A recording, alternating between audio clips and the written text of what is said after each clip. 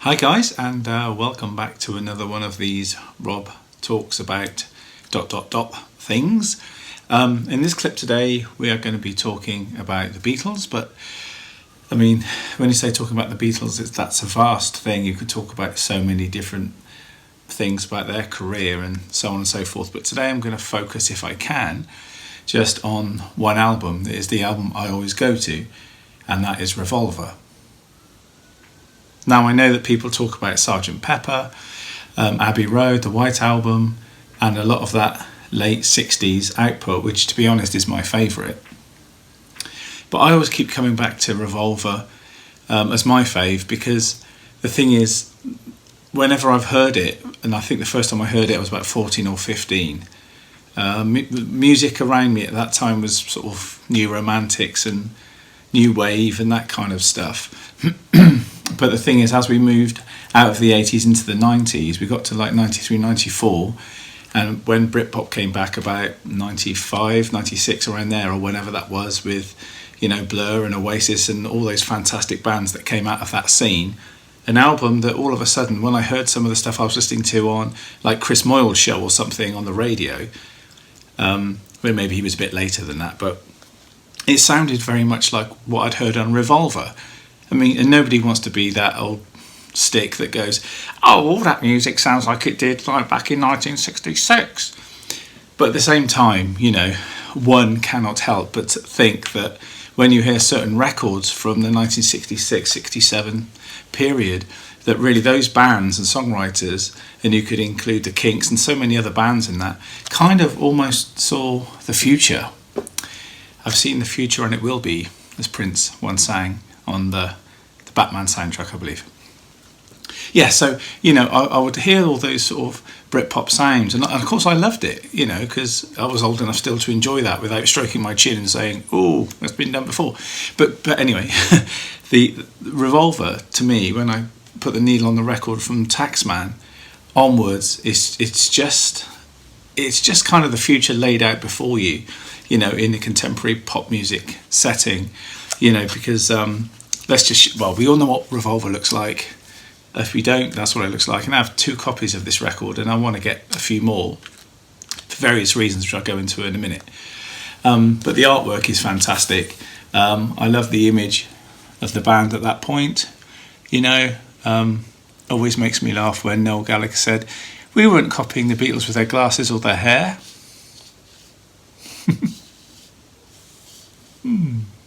Anyway, let's not get into that, because I love Oasis too. They're fantastic. But so yeah, that's what we're looking at. It's that album. So artwork is great. Their image at that point with the slightly longer hair, the round glasses and stuff, and the different kind of suits. They've gone away from those sort of collarless suits and something a bit more hip.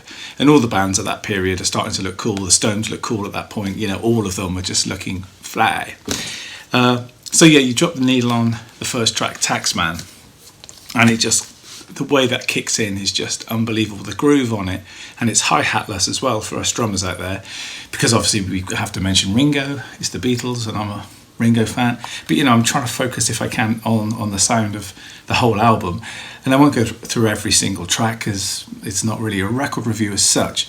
But you know, track 2 is Eleanor Rigby with the string quartet, incredible. I'm Only Sleeping is the first time we sort of get into that Oasis kind of vibe, you know, with his voice, you know, starting to do that in the voice, which I know Liam Gallagher loved, and so do I think it's brilliant. Straight on to track 4, which is I Love You Too, which is a George Harrison sitar Indian track, which is superb, with a tambourine part that sort of laps itself. It goes in and out of time. It's fantastic. To a ballad, a McCartney ballad, Here, There and Everywhere, which is, I think it was Brian Wilson said it was or Art Garfunkel, one of them said it was the finest song ever written, but hey, who knows. Then on to Yellow Submarine, and why not? And then She Said, which is another one of those songs with a great guitar sound that I think instantly evokes, you know, that Britpop sound, or would evoke that Britpop sound. And when I go back and hear that, it's one of the songs that I really like. I like the bitterness in John's lyric and stuff, and there's a whole story about that, which I won't go into here. Side 2 is Good Day Sunshine, which is maybe my least favourite on the album, but it does its thing, you know, it's cool. And Your Bird Can Sing, brilliant, guitar riff. Again, get guitar sound going up to that Britpop kind of vibe. For No One, it's kind of a ballad. And here I said I wasn't going to go through every track, but I'm actually doing it. Dr. Robert goes back to that sort of Britpop sound again. I Want to Tell You is kind of just out there, psychedelic kind of vibe. I'm really into that idea. Got to Get You Into My Life, obviously a Motown kind of vibe, so again a different flavour again. And then Tomorrow Never Knows, which, well, if you haven't heard it, just check it out. It's just, they call it the first trance made by a major band. There's probably garage bands doing it beforehand, but the first trance track by a major artist or band that were world dominating. So that was obviously the Beatles. And when I do lectures at BIM, it's brilliant because I'll talk about, they have a Ringo Starr week or a Beatles week or whatever, and I'm there for an hour and a half talking to the drum students about Ringo. And I always say, if nobody really likes the Beatles, that's cool. By the end of this lecture, maybe we could get you into a few things to maybe think a bit differently about the Beatles and Ringo and that whole period. But one thing I always do is play She Loved You from 1963. And then 3 years later, I played them Tomorrow Never Knows, which is that trance track I was just telling you about. And, the growth between She Loves You, yeah, yeah, yeah, in 3 years to Turn Off Your Mind, Relax and Float Downstream, Peace and Love, is amazing. That growth in 3 years as well, thinking they're a major band, if not the most major band of that time period, even though they were all big, weren't they? But you know what I mean, they were the sort of the ones above, doing stadiums, selling out stadiums first and doing all of the firsts. To have that growth without a record company saying, I don't think we should be doing trance stuff, gentlemen, And of course, a year after this, they'd be doing Sgt. Pepper, which blew the lid off everything, off all the cake tins of the world. So, just the fact that every track is so different on this record. For my 14-year ear, going back to that time, it was out of phase with Duran Duran and everything, obviously, because that's what wasn't happening at that time. Little did I know, or anyone else know, that the cycle would go round and then 1966 would come back into vogue, but thank goodness it did.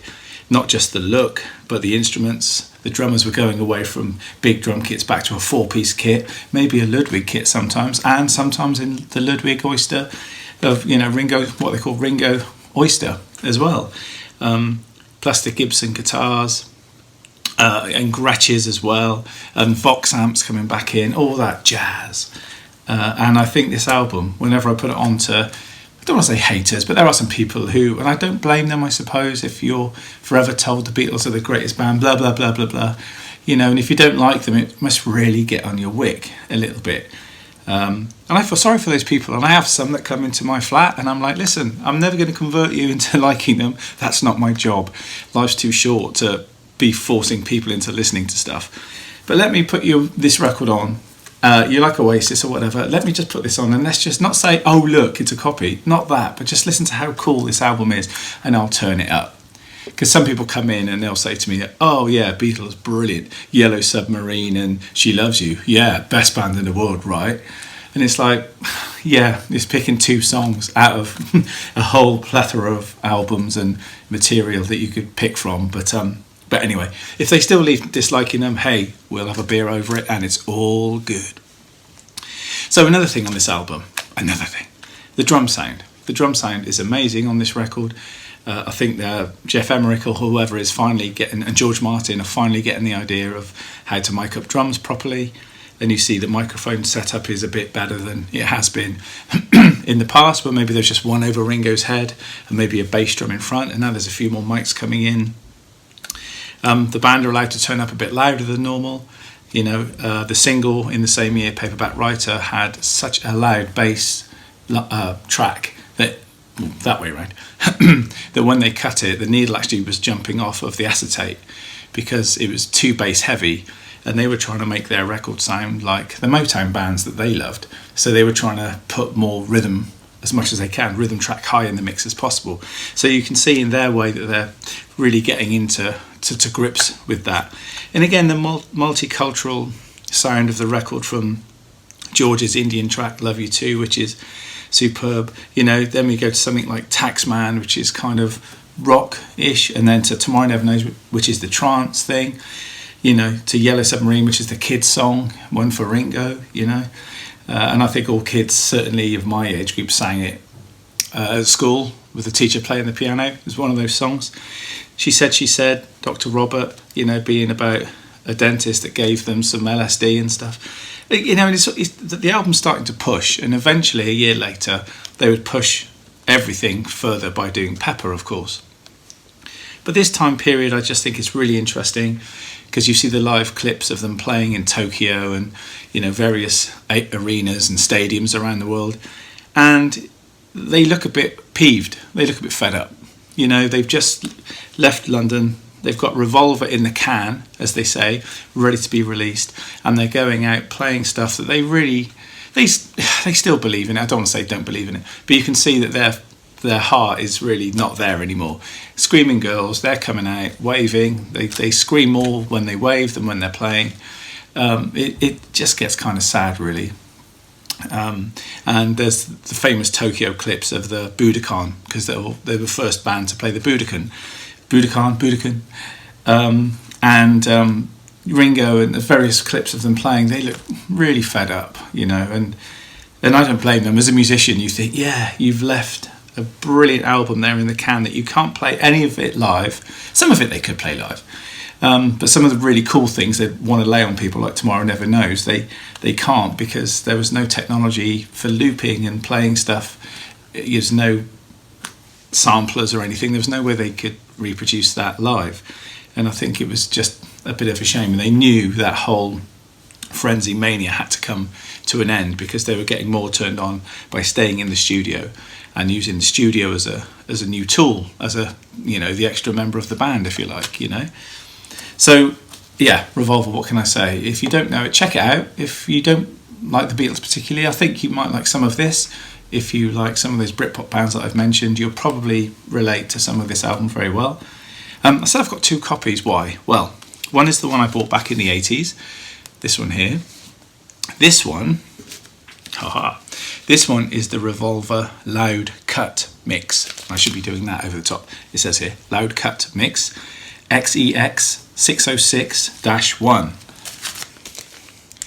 Now, I bought this when I was on tour with Lorena McKinnett a few years ago, before lockdown.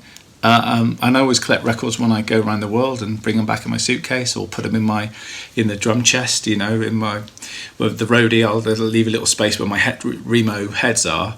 You know, sometimes when those boxes are finished, I'll slip records in there and put them in the big drum cases, and they come back that way, in the big drum trunks, you know. Yes, this was quite expensive, but the reason I bought this, and it's an original 66 and everything, and I went into the shop in Florence, I think it was, and he even had a Yesterday and Today Butcher cover as well, which is way up there. But the shop was full of loads of Hendrix and, you know, you name all the bands, Floyd, Dylan, and whoever, Stones, you know, loads of rare discs that were getting further and further up the wall, the rarer they got. Anyway, I saw this on their website, so I went down. And the reason I bought it is, 1, it's my favourite album of the Beatles anyway, but 2, it's in mono. And this Loud Cut Mix has kind of a different mix of Tomorrow Never Knows for sure, but it's also got longer playouts on some of the tracks. Now, I'm a complete anorak, and that to me is really exciting. So I listen to Love You Too, and I hear it on the stereo here from the 80s, this bad boy, and it fades out reasonably quickly. On this mono version, Loud Cut, it takes a bit longer to fade out, only by a bit, but enough to hear, you know, some of the musicians stop in their track and so on and so forth. And it's hard to believe that an album for a band as big as they were would go out with mixes that they weren't really happy with or weren't quite right. So this is rare, but it's not mega rare, because it'd be in the thousands, but maybe one day it will be. But the fact that it's got a few different mixes on here for a fan of the band, but also of this album, means that when I've played it to some people, they've kind of freaked out, thinking, oh my God, that's different. And, you know, the guitar solo on Taxman jumps out at you much more than in any other mix, and the tambourine comes in a weird place. And I think Got to Get Into My Life takes a bit longer to fade out. You know, these are small fry compared to someone, you know, for someone who doesn't even like the band, you wouldn't even care one iota. But if you could think about your favourite band and their your favourite album of that band, and there were slightly different mixes and stuff, you know, you'd get a little bit excited about it. The only other one I want to get of this is probably a mono UK pressing that isn't this loud cut mix, but also there's a 1970s cut on Apple label, I think, which has got louder drums on Got to Get You Into My Life, which would be nice, because even on this mix the drums are quite far back, and it'd be nice to get, there is a mix out there where the drums are really present, because on the rest of this album the drums are more modern, they're right in your face, but for some reason on most mixes Got to Get You Into My Life is like next door somewhere, which is a bit of a shame. So yeah, I mean, as I say, I could go on about the Beatles in general, maybe one day on one of these things I will, but generally I wanted to just talk about this album, why I think it's brilliant, how it's helped me. Well, as I say, the mix of styles within the album is incredible for a band of that age and where they were. I love that mix. Nearly every song you go on to is just different, and I think when I have talked to some people of my father's age who said they didn't like the band, that was one of the reasons why. When they got a Who album, they knew what they were going to get. Same with the Kinks, same with the Stones or Yardbirds, whoever, and the Byrds. But with the Beatles, you were never quite sure what you were going to get. So it was, you know, the first 5 albums with the Mania. Woo! Great albums, Please Please Me with the Beatles, Hard Day's Night, Beatles for Sale, Help, and then Rubber Soul, which is the turning point into, like, you know, after they'd met Dylan and those influences, and it was starting to go a different way. So when you got to Rubber Soul, Revolver, it was like, what are they going to do next? And a lot of fans switched off. And of course, by the time you got to Pepper, a lot of people were like, whoa, no thank you. That sounds like art rock to me, whatever that is, because it hasn't been invented yet, but yeah. So that's important. I love the guitar sounds exist still. The bass sound, I just love. Any bass player who knows me will know every now and again on certain tracks I will reference some Macca, Paul McCartney bass lines, or the sound. I just think it's really important. The vocal sounds on this record, like I say, Tomorrow Never Knows, singing through the megaphone, I thought that was really hip and really cool. John's general kind of meow thing in his voice that was starting to happen that inspired, as I say, a lot of Britpop singers. And on Paperback Writer, on Rain, the B-side of Paperback Writer, he does that a lot. Also, Rain has got one of the best Ringo out there kind of drum parts ever, which I think a lot of people talk about. If you don't know it, check it out because it is pretty cool.